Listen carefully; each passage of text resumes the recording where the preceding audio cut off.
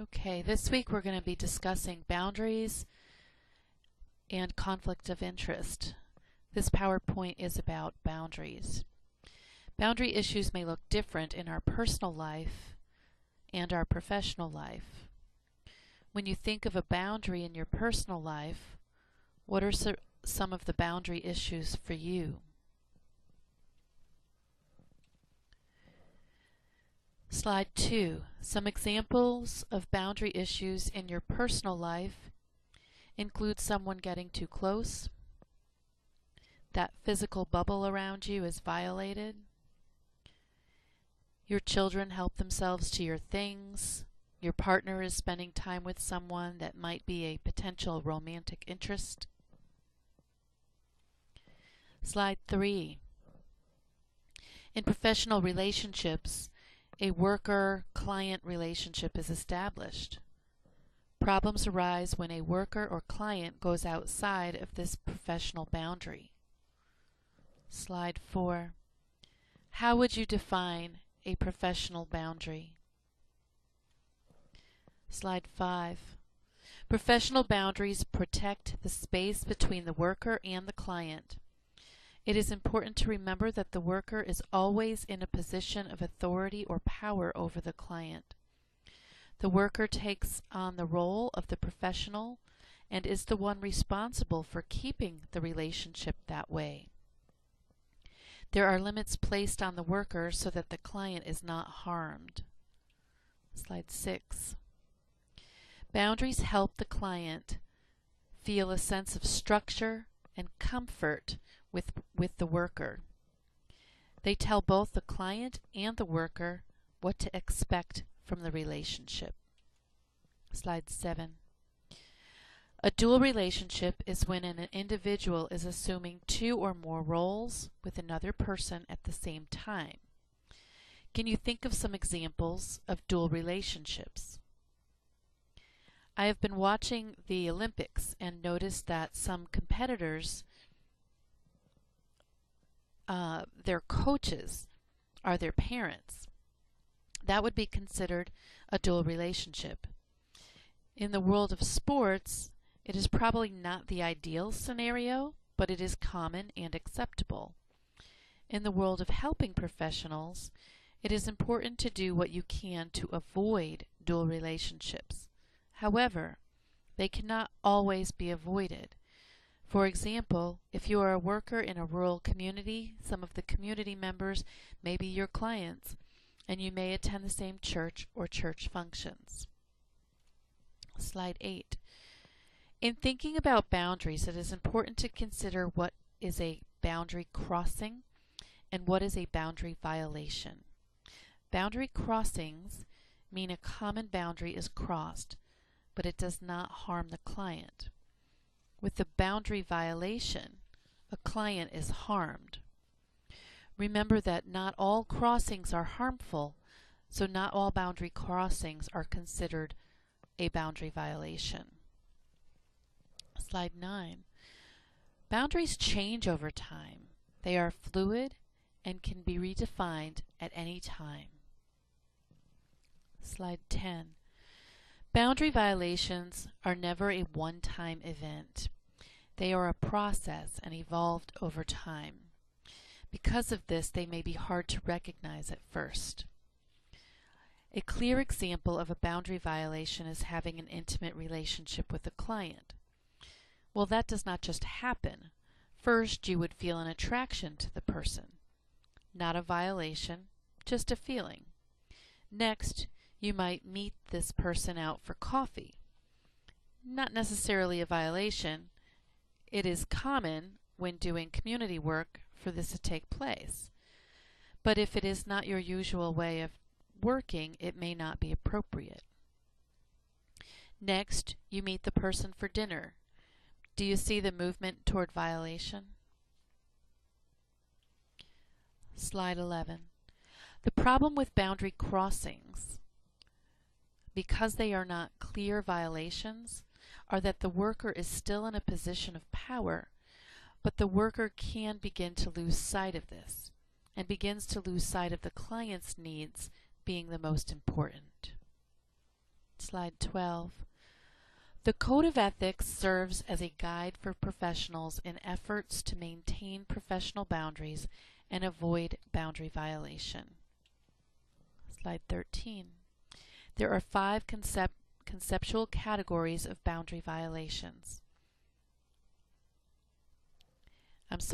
There are 5 conceptual categories of boundary issues: intimate relationships, personal benefit, emotional and dependency needs, altruistic gestures, and unanticipated circumstances. Listed are some of the boundary issues that come up within intimate relationships. It is clearly never okay to have sex with a client. What about physical contact, though? What about a hug? Counseling a former lover would clearly be a boundary issue. Flirting with a client is also a boundary issue. I often hear people say that they would never do anything like that, or that there would never be a possibility of feeling an attraction toward a client. You will meet people through your work that you may be attracted to, either a physical attraction or emotional attraction, a person that you otherwise might be interested in dating, or a person that you might otherwise be really great friends with. It happens. Slide 14. When discussing boundaries, it is important to look at what the personal gain or benefit is for you. It is not a good idea to barter with a client for goods or services. The Code advises against it, but does not say that you can never do this. Slide 15. This can be a challenge for social workers living in rural communities. However, it is important to avoid developing friendships with clients. Becoming a religious guide for a client could also create a dual relationship, unless that is your role in your job as a social worker. Let's talk about self-disclosure for a moment. Self-disclosure can be used at times to benefit the client. A good rule of thumb is to ask yourself, am I sharing this for the client's benefit or my own? Can I share information without providing details? And is this something I never want anyone else to know? If you are sharing broadly without getting into details to help a client through a situation, build rapport and trust, then it is okay to share if you are not worried about other people hearing about it. Remember, as a professional, you have to maintain confidentiality, but a client does not. Slide 16. Altruistic behaviors can really get us into trouble sometimes, especially for new social workers. When I first began in the field 26 years ago, I worked at a day center providing services to homeless people. I was a smoker at the time. When I first began working there, I went outside to take a smoke break, and a client asked to bum a smoke off me.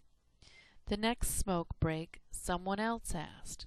By the end of the week, I noticed I had given out way too many cigarettes for my own budget. Be careful about not doing for one what you would not do for another. Giving rides, unless it's part of your job, money, a place to stay, are all boundary crossings that can lead to boundary violations. Slide 17. Unanticipated circumstances. There may be time when you run into clients you are working with out in the public or at social events. These are unanticipated, and usually there is not much you can do about it in the moment. You can though take steps to make sure you don't go to the same AA meeting or go to the gym at a different time, or you just do your workout in a different area. If you run into them, it's not a big deal. It is how you handle it. You want to make sure you maintain their confidentiality.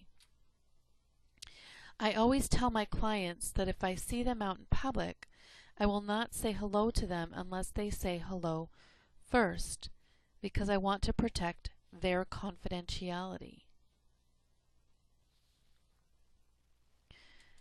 Slide 18. I like this slide. If it looks wrong, go the other way. If this is something that you're doing that you think might appear wrong to others, then don't do it. Slide 19. Helping relationships has a power differential. Helper has expertise and knowledge. The client is needy and vulnerable. There's a partnership of trust that must be protected. The needs of the client are accedent in the professional relationship. The client's needs come first. Slide 20. Make sure that you set clear and healthy boundaries when you begin working with the client. Make consistent efforts to discuss with clients and supervisees any anticipated potential problems and conflicts. As soon as you see a potential conflict, discuss it with your supervisor. Do not wait until it is a conflict of interest. If you and/or your supervisor is not sure how to handle a potential boundary issue, consult the NASW or other colleagues that may have gone through a similar situation. Document, document, document. This is a great step to ensure that if something becomes an issue, you have clearly stated what has transpired. Be alert to the client who begins to require approval and seeks detailed advice in an over-dependent or exaggerated way. Pay attention to this.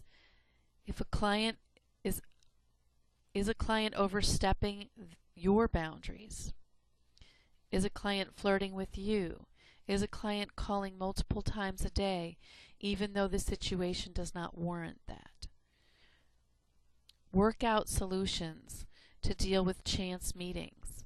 A great example here is church or 12-step meetings. Discuss with the client if needed. One time I showed up at an Al-Anon meeting that I had never been to, and there was my therapist. We did not discuss it that evening. However, at the next appointment we did, and we agreed that since I never went there before and had other meetings that I attended, I would go elsewhere. This was mutually agreed upon. Slide 22. Self-disclosure. Again, ask yourself who will benefit from the disclosure, and make sure you only share broadly, not details. Avoid establishing social relationships with clients. When necessary and possible, refer clients to other professionals. This is not always possible when living in a rural area, but if it is possible, then make the referral. Slide 23. These are all great questions to ask yourself when there is a potential boundary crossing. For example, if you are working with a teenage client who is struggling to get through school, it would be appropriate to attend graduation, probably not the graduation party. However, if you're an in-home worker who has been working with the entire family and they say that they're having a small get-together with immediate family, then that might be okay. If they are serving alcohol, you would not want to partake in that and not stay long. There is not a clear rule around this.